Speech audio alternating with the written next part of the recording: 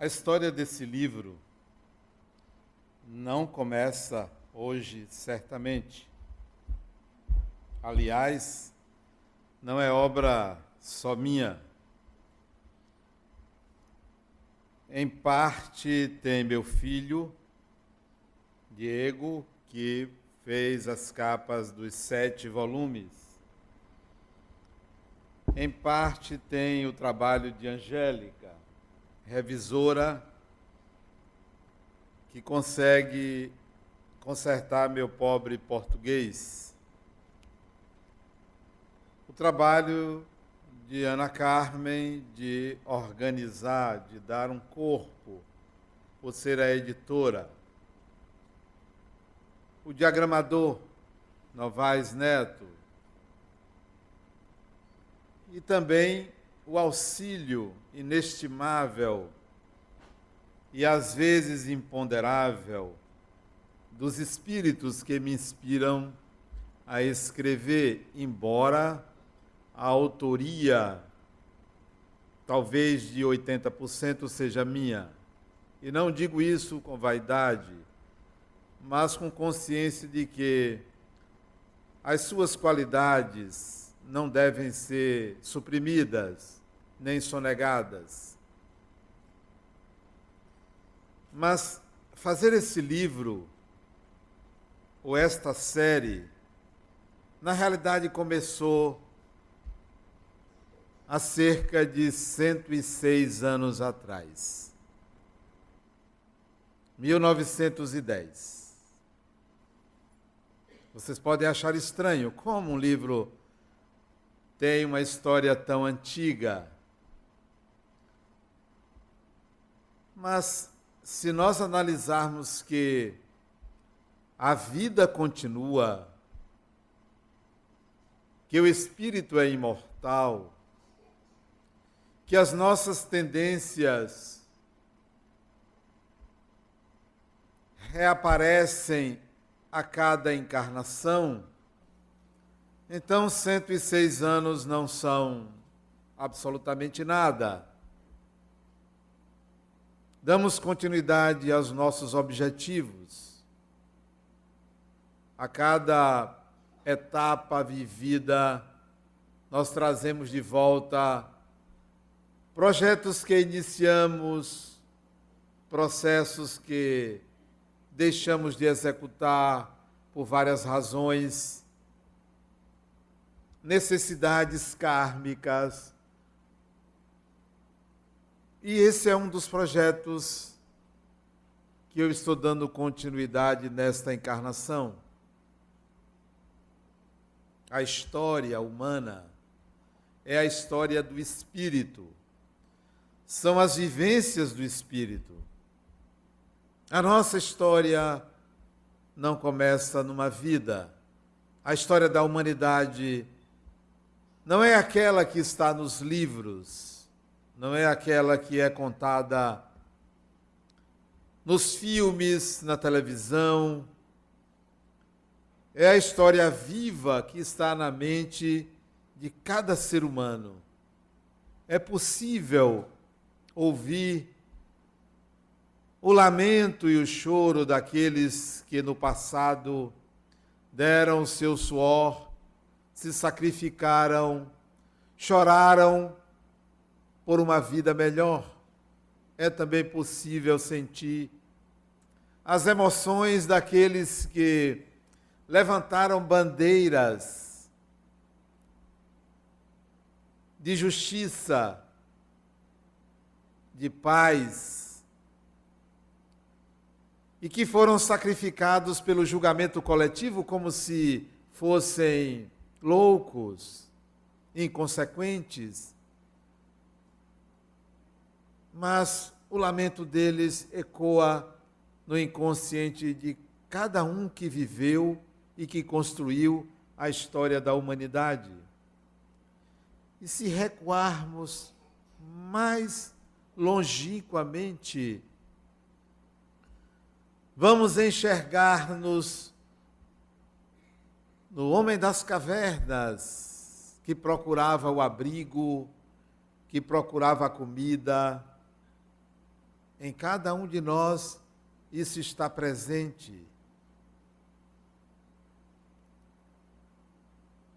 Nascemos, morremos, renascemos, cada um com a sua história, que coletivamente compõe a história da humanidade. Desta humanidade. Diz o Espírito Emmanuel, numa psicografia de 17 de agosto de 1938, que as tradições do mundo espiritual afirmam que por 2 vezes nobres espíritos, elevados espíritos, se reuniram nas cercanias do planeta Terra. A primeira vez, quando o planeta se desligava da nebulosa que formou o sistema solar. Esses espíritos se preparavam para solidificar o planeta Terra há muitos bilhões de anos atrás. Uma segunda vez, esses mesmos espíritos se reuniram para deliberar sobre uma singularidade, um fato relevante, um acontecimento semelhante ao clarear de um dia, ao surgimento do sol. Fazia parte dessa pleiade, desse grupo de espíritos, aquele que teve o nome de Jesus. E na segunda vez que se reuniram, foi para planejar a vinda dele como ser encarnado. 2 vezes. O nosso sistema é regido por esse grupo de espíritos. Nós somos aqueles que viemos de vários orbes, alguns autóctones, para encontrar neste planeta uma possibilidade de evoluir. Uma maneira de aprender, de lidar com a matéria, uma forma de se conhecer, de saber para que existe. E esta oportunidade foi dada neste planeta sob a orientação daquele que nós chamamos de Jesus. É possível olhar para trás e enxergar vários que vieram em seu nome, que levantaram a voz a favor do amor, a favor da espiritualidade, e que muitos de nós rechaçamos, negamos, deixamos para um plano secundário, mas eles vieram em nome desse Espírito, desse elevado Espírito que teve o nome de Jesus. Se olharmos para trás, vamos ver civilizações que tiveram seu apogeu e se dissolveram. Etnias que já não existem mais. Idiomas que também desapareceram. Cidades inteiras que floresceram, trouxeram uma cultura e que desapareceram. Heróis, conquistadores, déspotas que vieram e foram embora. 2000 anos se passaram e ele não desaparece. 4000 anos se passarão, 8.000 anos se passarão e ele não vai desaparecer. Por quê? Porque reverbera em nossa mente a mensagem dele. Será por falar do amor, do perdão, da paciência, da tolerância? Será por isto? Mas muitos também falaram. Muitos, não só ele. Falaram e falam, mas não ecoam tão intensamente quanto ele. E a história desse livro tem a ver exatamente com esta força, com essa competência de tocar o coração humano.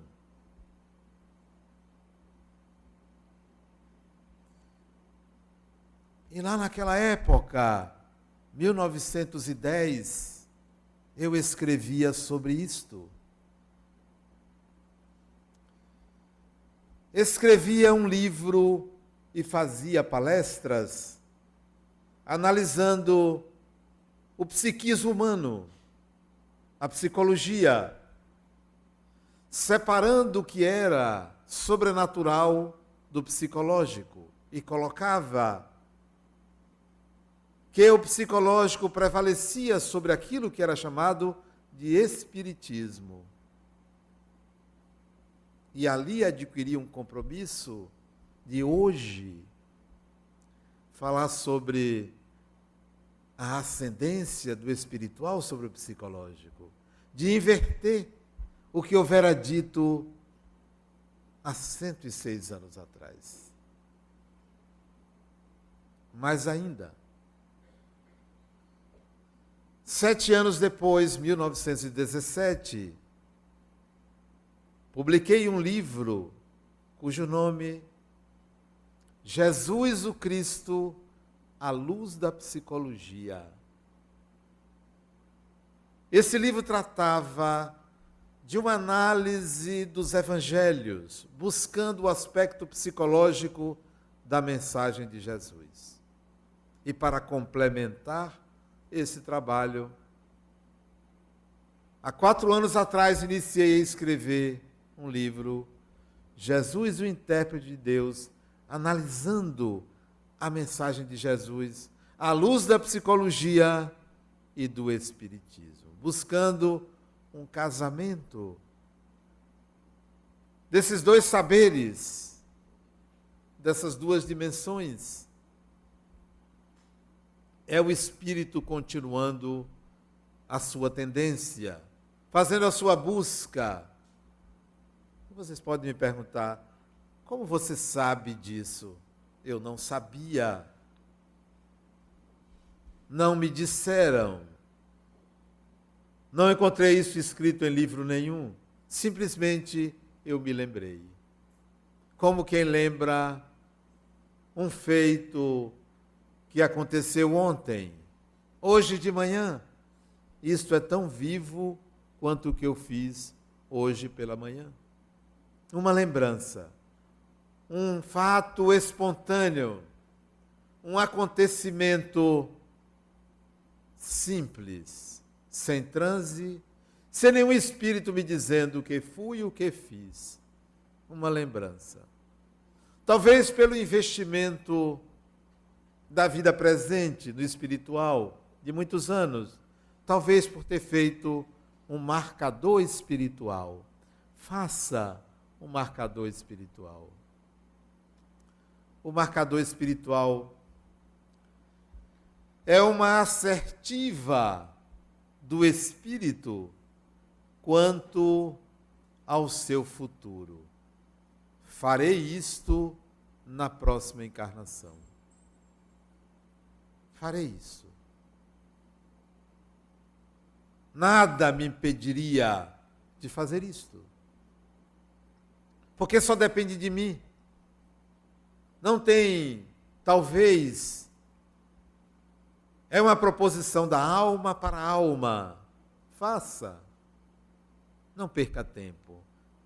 É um marcador espiritual. Vou fazer isto. A quem interessa a sua evolução, se não a você? A quem interessa? Não é para os outros.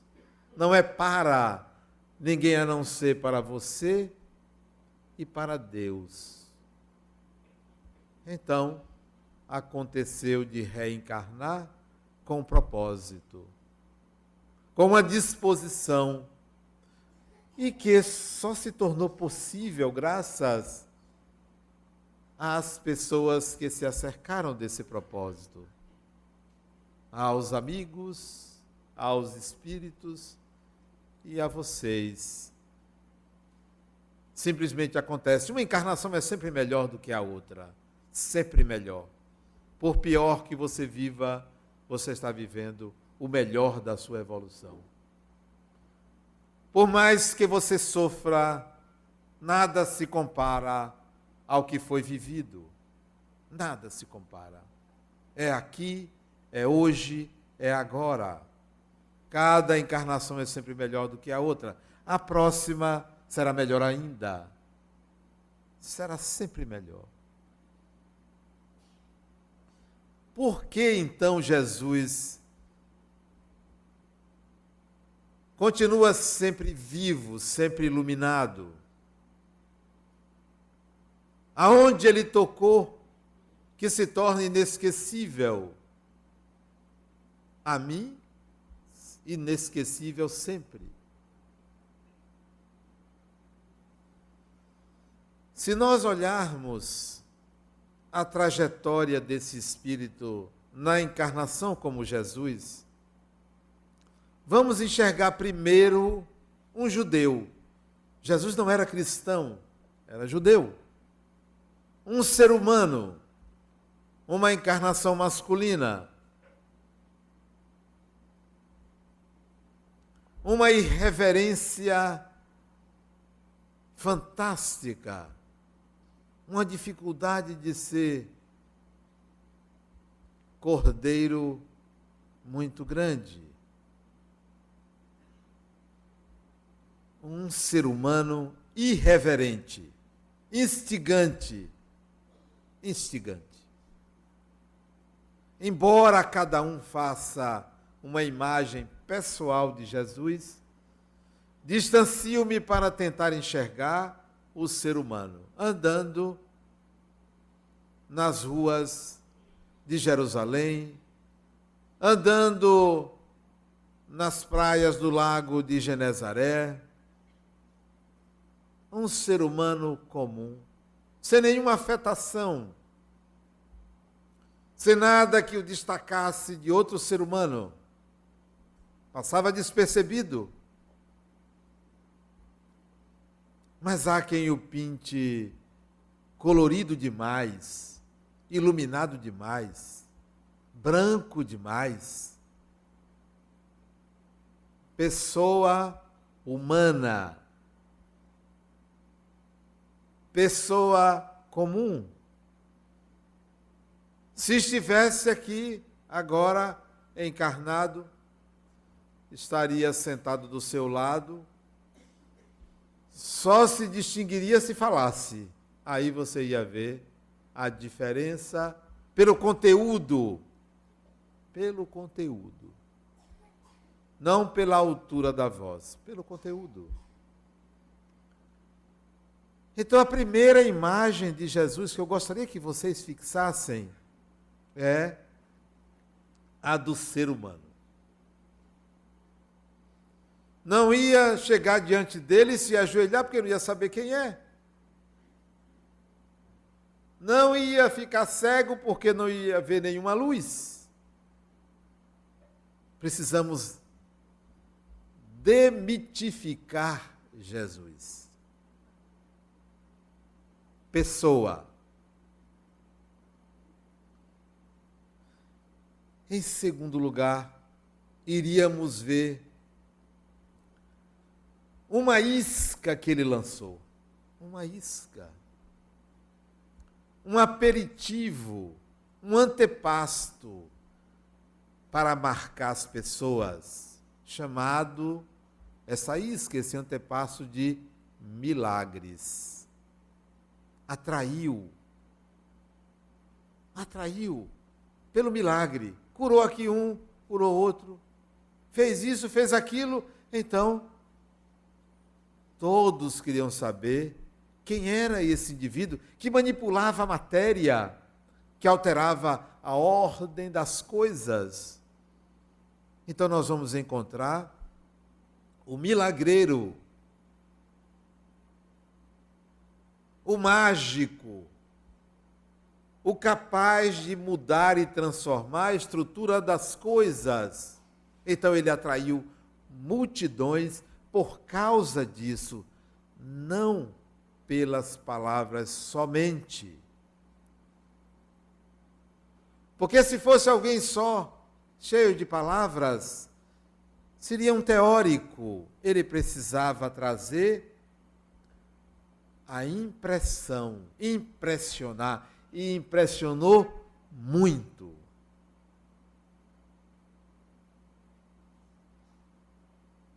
Curando feridos, doentes, levantando trôpegos, estropiados, devolvendo a visão a cegos, o andar a paralíticos,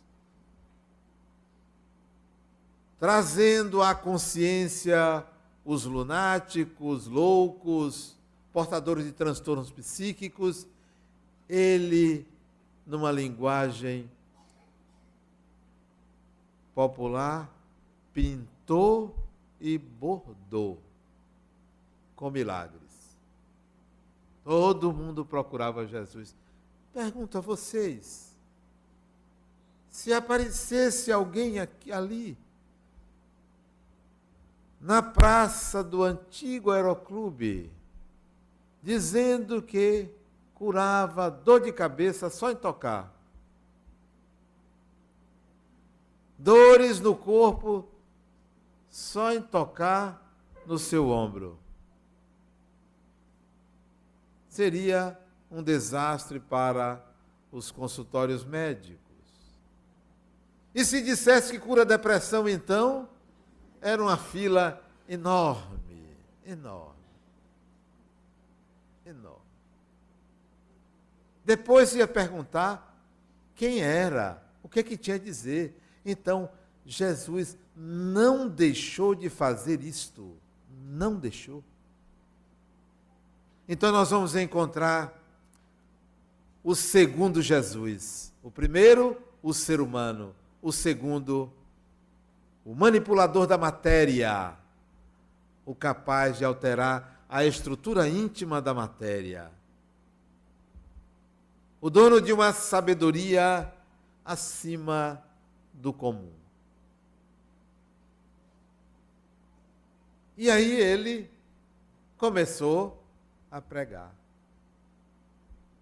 Sua primeira pregação, de uma profundidade fantástica, ao dizer assim: arrependei-vos, porque é chegado o reino dos céus.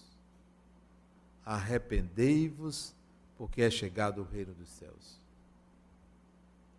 E se você não fizer isso, você vai viver uma vida inautêntica. Mas o arrependimento aí é a tradução literal do que foi dito. O que foi dito é algo do tipo: analise-se, examine-se, perceba-se, porque é chegado exatamente o reino dos céus. Reino dos céus é a tradução literal do que foi dito, mas que significa: é chegado o momento de você perceber o espírito que você é, a potência que você tem, a capacidade que você tem de realizar. Isso é o que significa arrependei-vos, porque é chegado o reino dos céus. Então nós temos um terceiro Jesus, o Jesus que traz uma doutrina que traz uma filosofia, que traz um saber, que traz uma atualização do pensamento humano. Se vocês pensam que ele veio pregar o amor, Buda já tinha feito isso muitos anos antes dele. Os judeus já pregavam o amor a Deus, a todas as coisas, ao próximo como a si mesmo, há mais de 3.500 anos antes de Cristo. Ele não veio apenas para isso, ele veio trazer uma atualização ao modo de pensar. Daí incompreendido. Incompreendido. Que atualização é esta? É exatamente a fala do reino dos céus. O tema mais abordado no Evangelho chama-se reino dos céus, reino de Deus, o reino dentro de nós. Foi o que ele mais falou. A maioria das parábolas falava do reino dos céus. Não pense que ele veio trazer regras de etiqueta. Isso é muito pouco. Não pense que ele veio ensinar você a ter educação, a tratar bem os outros. Não foi para isto. É muito mais do que isto. Não coloque Jesus como uma pessoa que veio ensinar você a conviver. É mais do que isso. Conviver é uma arte, mas ele veio para levar você a uma dimensão acima da que você se situa. E conviver é da mesma dimensão.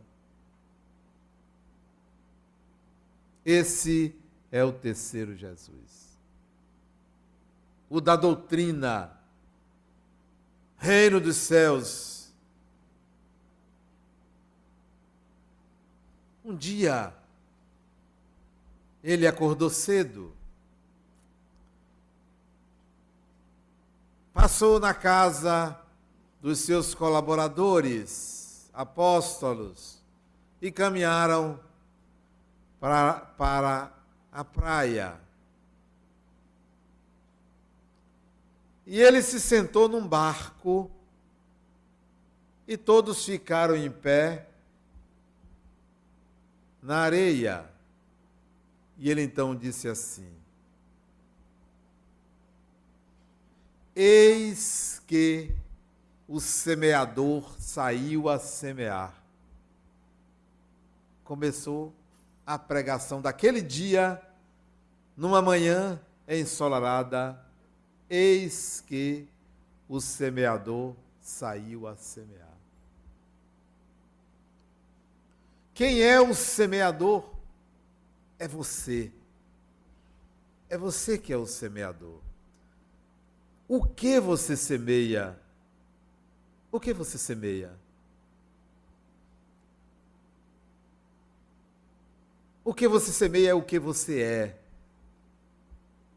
É mais do que o que você diz, é o que você sente, é o que você pensa. Isto é você, não é o que você faz. O que você faz é consequência, é a semeadura, não é você. Você é o que você sente, o que você pensa. O que você faz é consequência. Eis que o semeador saiu a semear. Você é o semeador.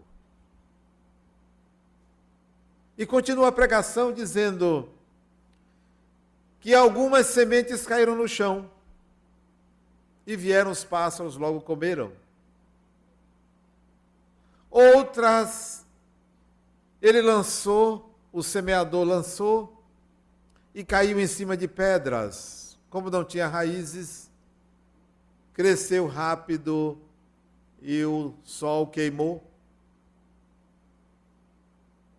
Outras caíram junto a uns espinhos que cresceram e sufocaram a plantinha. Outras caíram em solo fértil e frutificaram. Alguém entendeu naquela época? Ninguém entendeu o que ele estava dizendo. Para que falar disso? Saiu dali, os apóstolos se apressaram a perguntar: vem cá, o que você queria dizer com aquilo? Aí ele explicou o sentido do semeador, de como nós gastamos as nossas energias malbaratando a capacidade de semear, de fazer crescer. Precisamos assumir o lugar de semeador, de semeadores. Você é um semeador. Com as suas palavras, com os seus atos, com as suas emoções, você está semeando.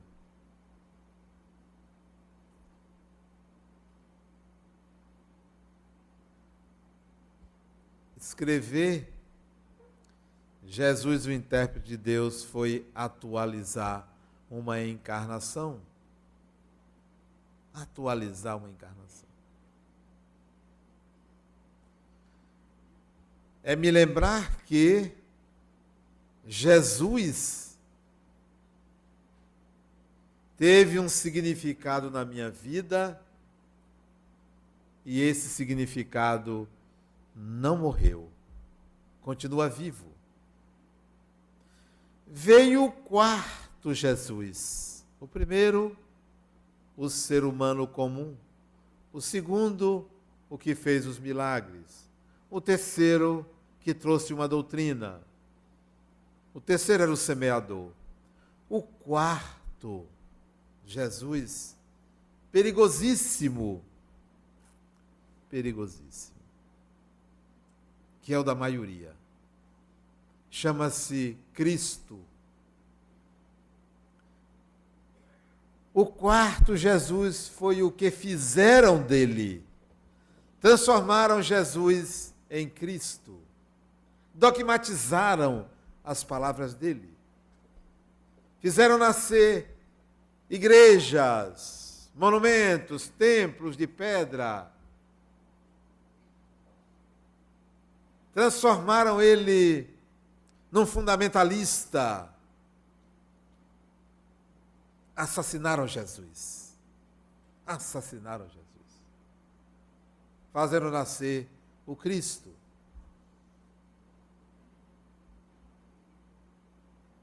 Por isso veio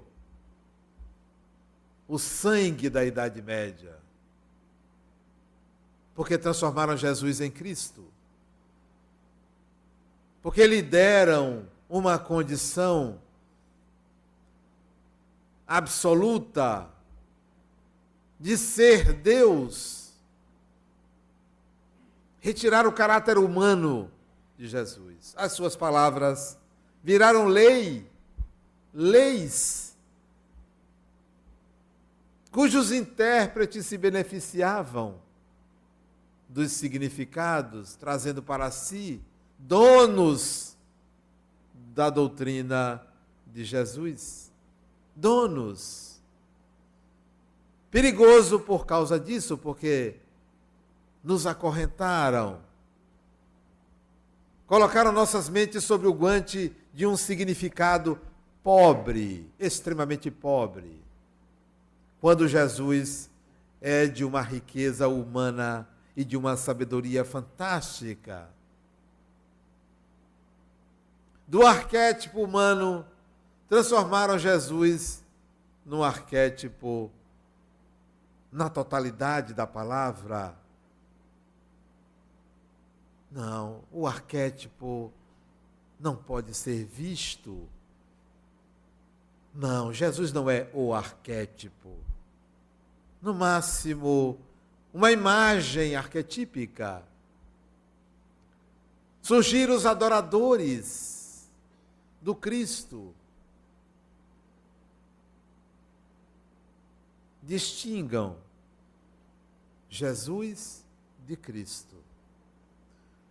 A não ser que você pense no Cristo como Jesus. Aceito. Mas se vocês pensarem no Cristo como um ser absoluto, onisciente, onipresente, que sabe tudo, meus pêsames.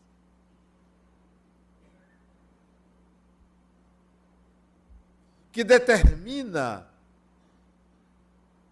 que está presente numa assembleia política para estabelecer quem tem a verdade, esse não é Jesus. Não é. Não fale em nome de Cristo. Não vote em nome de Cristo. Não use dessa forma um ser humano inigualável pela sabedoria e pela humanidade. Pela humanidade. Então,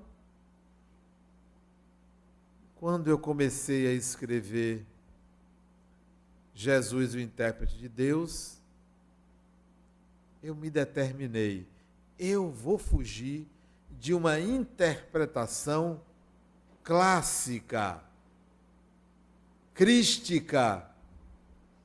Eu vou interpretar segundo Adenauer.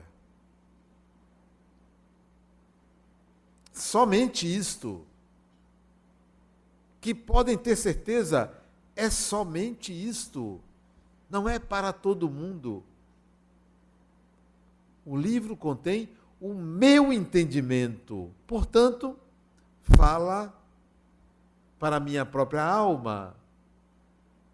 Quem for ler pode dizer, isto é o que ele pensa, porque cada um tem que buscar o seu entendimento, e não o entendimento coletivo, como se fosse uma regra fixa.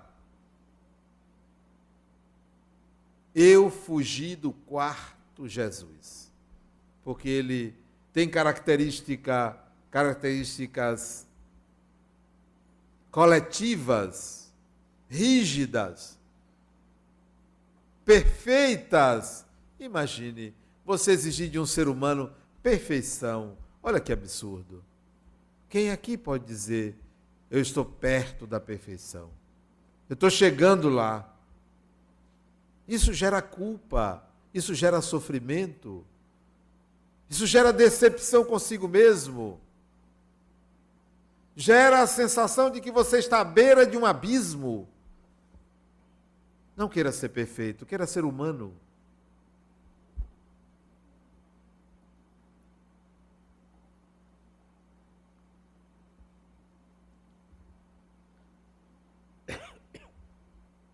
Então, o quarto Jesus virou para mim um símbolo do que eu não queria.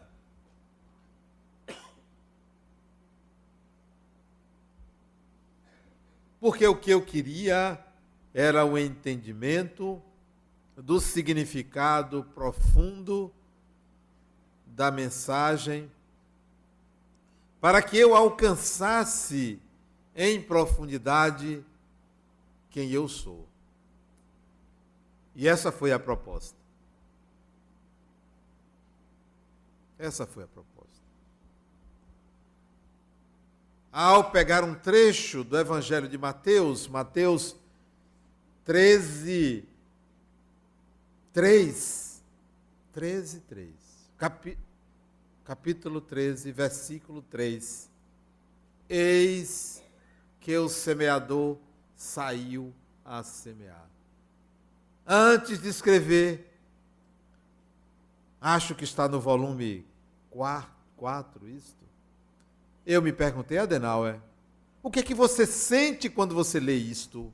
E eu escrevi o que eu sentia. E pode ter certeza que tudo que eu escrevi nos 7 volumes é o que eu sentia. Algumas vezes não era eu que sentia, era algum espírito. Eu deixava, se eu concordasse eu botava, mas não botava o nome dele. não quero dividir esta responsabilidade. Não quero. É uma responsabilidade pessoal, intransferível. Se eu concordar com sua ideia, eu fico com ela. Se eu não concordar, ela é sua. Interessante que uma vez eu estava na cidade de Ilhéus, muitos anos atrás, acho que 17 anos atrás, 16 ou 17 anos atrás. Estava de férias com a família, que hoje está aqui. Minha esposa, meus filhos, que não me atrapalham em nada em relação ao meu hábito de escrever. Não me atrapalham. Acho que eu mais atrapalho eles do que eles me atrapalham. Eu estava de férias. E a casa que nós estávamos é na beira da praia. Fomos para a beira da praia. E eu gosto das praias que não tem sol quente, nem areia, nem água salgada. Aí eu gosto. Resultado, todos foram para a praia e eu ficava no quarto, lendo, meditando, dormindo. De vez em quando saía, ia ali, pertinho na sombra, comia alguma coisa e voltava. Eu estava no quarto, senti uma presença espiritual que não é nada de inusitado, não que eu ande sentindo, acho paranoia, esse negócio de ficar sentindo toda hora espírito. Sabe que tem alguém ali, né? A gente sempre sabe. Pois esse fez questão de se mostrar. Era um sujeito de paletó, veja. Só podia ser doido. Paletó numa casa de praia. Foi uma visão assim rápida, e ele me disse assim: eu gostaria de escrever um livro. Ele tanto insistiu, eu disse: rapaz, eu estou de férias, né? Ele tanto insistiu que eu escrevi o livro. Mas eu não gostei. Disse: olha, em uma semana eu escrevi o livro. Todo dia ele ia lá. Rapaz, não gostei do livro não, vou publicar não. Porque era um livro de mensagens. Fugia do meu padrão de escrita, eu aí guardei. O ano passado, um amigo meu ouviu essa história e disse: Adenal, me dê esse livro que eu quero publicar. Eu dei para ele, ele publicou o livro. Que não é lá essas coisas, não. Chama Valores do Espírito. E eu não botei o nome dele. Botei meu nome. Mas o livro é dele. Mas não é muito bom, não. Exatamente porque é dele, não é muito bom, não. Então, quando eu comecei a escrever esses volumes, que 4 anos passaram rápido, muito rápido, no instante. No instante. Eu disse: eu vou assumir a autoria 100% e é o que eu penso. Saiu o que eu penso. Exatamente para fugir desse quarto Jesus, ou desse Cristo que foi pintado, dogmático, extremamente exigente. Não, esse eu não quero. Não quero. Transformaram Jesus num carrasco. Num carrasco. Fizeram interpretações literais do cristianismo. E eu fugi disso. O quinto Jesus. O quinto Jesus. Foi para mim algo transformador. Eu via o humano, via o que fazia milagres, via aquele que era doutrinador para atualizar consciências, via o que transformaram, o que fizeram de Jesus, via o Cristo, mas comecei a enxergar o quinto Jesus. Quinto Jesus.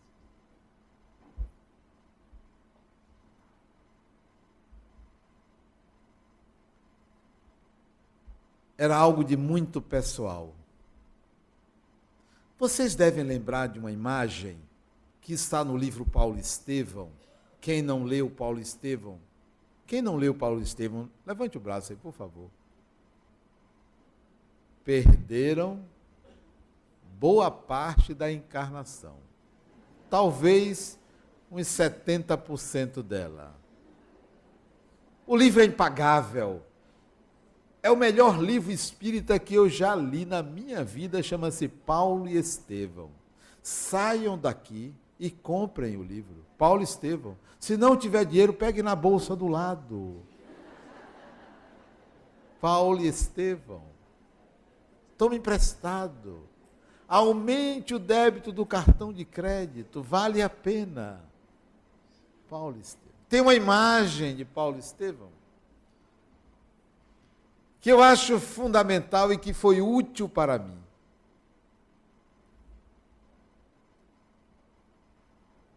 O jovem Saulo, doutor da lei, depois da morte da sua namorada Abigail, ele vai a Damasco em busca de Ananias, porque ele soube que Ananias foi quem converteu a namorada dele ao cristianismo. Ele vai para perseguir Ananias, matar Ananias, porque Saulo, doutor da lei, defensor da lei, era um assassino. No caminho, ele vê uma luz, cega a sua visão, ele cai do cavalo. E ouve uma voz que diz assim: Saulo, Saulo, por que me persegues? E ele, atordoado, diz assim: quem é que está falando? Quem sois? Aí a voz diz assim: sou Jesus, aquele que tu persegues. Esta fala, sou Jesus, aquele que tu persegues, veio a mim de uma outra maneira. Porque essa é a psicografia de Emmanuel. Veio a mim da seguinte maneira: sou Jesus, aquele que tu buscas. Está escrito lá que tu persegues. Mas o meu entendimento, sou Jesus, aquele que tu buscas. Esse é o quinto Jesus.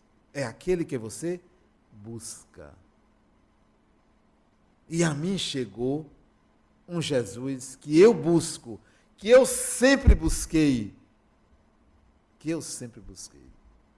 e que eu encontrei. Não a pessoa não tem esse merecimento, não a visão não tem essa competência, mas aquele que Yogananda encontrou, lá nos Estados Unidos, lá em Chicago,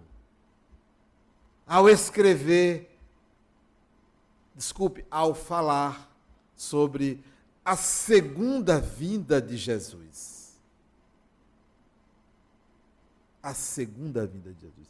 Que é um Jesus interno, interior, transformador, revolucionário. Aquele que você busca. Encontre-o. Ele não está na sacristia, ele não está no centro espírita, ele não está em lugar nenhum a não ser na sua própria alma, em você, é interior. E eu posso dizer a vocês, eu encontrei. Não porque eu seja melhorzinho do que ninguém, mas por uma obstinação, por uma determinação. Então busque. Você vai ouvir o que Saulo de Tarso viu. Sou Jesus, aquele que tu buscas. Você vai ouvir. E inspirado exatamente nesse quinto Jesus, é que esses 7 livros nasceram. E vai surgir outro agora. Estão nas mãos de Angélica. Porque em seguida, extraindo dos prefácios e dos capítulos que antecedem os comentários dos 7 volumes, eu escrevi Jesus e Cristo, diferenças e semelhanças. Vai sair, está na mão de Angélica, está na mão de Diego, está na mão de Ana Carmen, agora não é comigo, o problema é deles. Vai sair. Breve. Breve? Breve?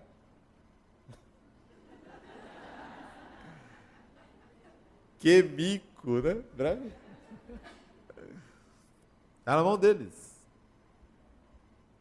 Jesus e Cristo, diferenças e semelhanças. Optem por Jesus. Ou optem por um Cristo que se pareça com Jesus. Não um Cristo que não se pareça com Jesus. Esse é o quinto Jesus, o que você busca. Onde ele está? Não é o Jesus dos milagres. Não é o Jesus doutrinador. Não é o judeu. Não é o Jesus solar. É o bem próximo de você, que você pode dialogar e que pode impulsionar você a cada dia, a cada hora, para realizar a sua designação pessoal. Então, o marcador de 1917 ressurge ao completar o 7º volume. Casamento do Espiritismo com a psicologia. Todos os meus escritos visam este casamento. Esses dias eu recebi um e-mail de uma pessoa me pedindo algum escrito meu que não falasse de espiritismo, só de psicologia. Impossível. Não vou separar. Não vou separar. Meus colegas psicólogos me olham de lado porque eu sou espírita.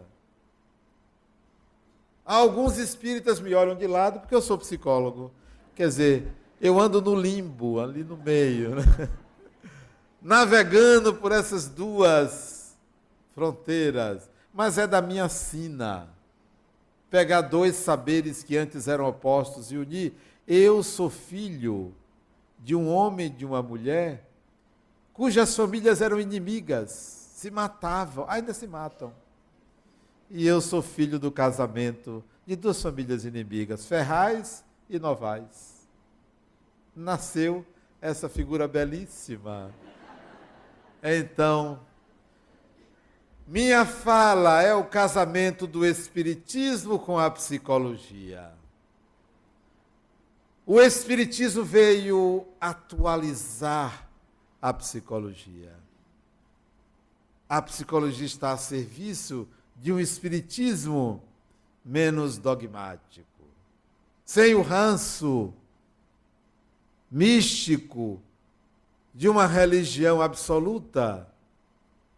E precisamos tanto de um quanto de outro para entender o ponto central, tanto da fala de Jesus quanto do Espiritismo. O ponto central é: nós somos espíritos imortais. Esse é o ponto central. Tem pessoas que eu gostaria muito que desencarnassem antes de mim. Várias pessoas. Várias pessoas. Às vezes rezo, tomara que fulano desencarne.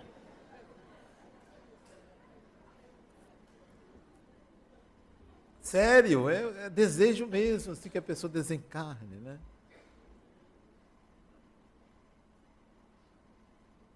Você vai ver que eu tenho razão, primeiro do que eu. Porque eu não preciso mais dessa certeza. Você precisa, então eu quero que você vá primeiro. Principalmente aqueles incrédulos, eu gostaria que fosse na frente. Vão. Porque quem vive uma vida que não espiritualiza o momento, o ato, a experiência, vive uma vida menor. Pode ter certeza que vive uma vida menor. Vive. Mas deixa de andar acima.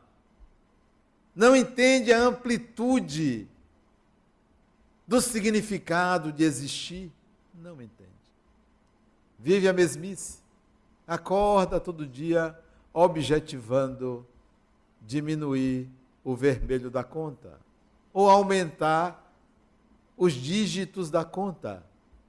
Tem esse objetivo. Que coisa pobre. Ou então vive para todos os dias olhar se nasceu um cabelo branco. Que coisa pobre. Nada que uma pintura não resolva, né? Mas a pessoa todo dia fica olhando para ver se apareceu. Uma ruga, que coisa pobre. Uns quilos a mais. Você nasceu para algo muito maior. E o Espiritismo veio para isto, para atualizar o seu horizonte. O seu horizonte. Por isso que quando você vê uma pessoa em equívoco, lamente. Quando você vê uma pessoa viciada em drogas, lamente. Uma pessoa que fuma, lamente. Uma pessoa que se excede nas suas sensações físicas, lamente. Que pena. Não condene, lamente. Não está errada a pessoa. Que pena. Que desperdício. É como se você pudesse morar numa mansão e optasse por morar ao relento. É como se você pudesse ter uma vista maravilhosa e optasse por enfiar a cabeça no chão. Que pena. Se o ser humano enxergasse de fato a vida espiritual da agora, daqui, seria muito mais feliz. Muito mais feliz. Utilizaria as suas energias para coisas grandiosas, para si e para o próximo.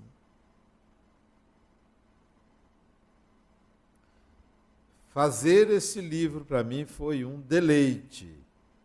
Passou sem eu perceber. E olha que eu não sou bom escritor.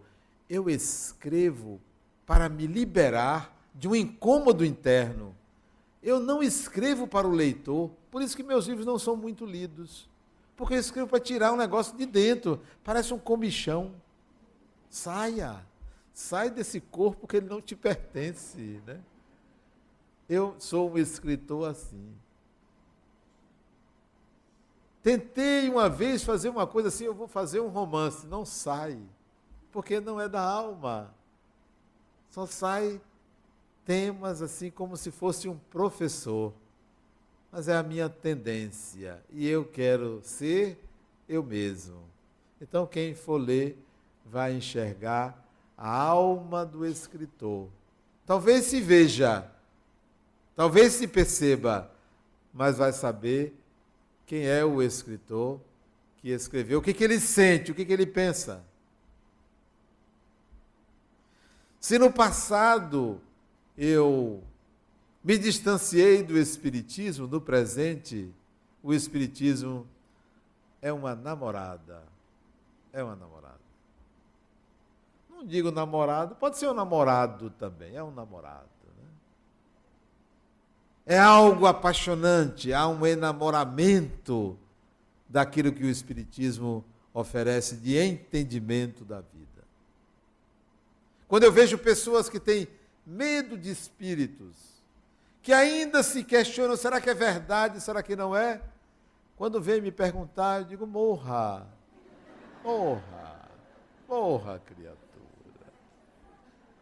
Morra. Não tem outra saída para você. Essa dúvida que você tem, morra. Né? Tenho medo da morte, mas você vai morrer. Só tem duas coisas inevitáveis: os impostos e a morte. Né? Você não pode fugir da morte e dos impostos. Né? Então, com medo da morte, a morte dá sentido à vida. Sem a morte, a vida fica vazia. É ela que provoca uma série de reflexões. Então, aceite-a como um fenômeno natural que abre um portal de acesso a algo divino e maravilhoso que é ser espírito imortal. Divino e maravilhoso. Jesus, o intérprete de Deus, é para mim o coroamento de um trabalho que começou há mais de 100 anos atrás e que, se necessário, a gente vai continuar mais 100 anos. Durante a escrita, a partir do segundo volume, eu comecei a perceber uma mudança em mim. Eu fiquei mais sensível, quase gay. Uma coisa assim diferente, né? Interessante como a sensibilidade, quando você lida com um tema desse, começa a surgir. E eu notei que estava acontecendo uma pacificação interior. Uma pacificação interior. Por isso que o último volume, o arquétipo da paz, porque Jesus proporciona uma pacificação interior. Sabe quando você está bem com você mesmo? É o contato com Jesus. Você fica bem com você mesmo. Se vocês não gostarem do conteúdo, aprecie a capa, porque é de um artista, meu filho é de um artista, né? Comprem pela capa, né? Que são capas muito bonitas, né? E todo o trabalho de melhorar o que está escrito não é meu, é de Angélica, né? E a obra, então, nasce graças a Ana Carmen. Esses 5 Jesus, aconselho vocês a ficarem com o último, o Jesus que você busca.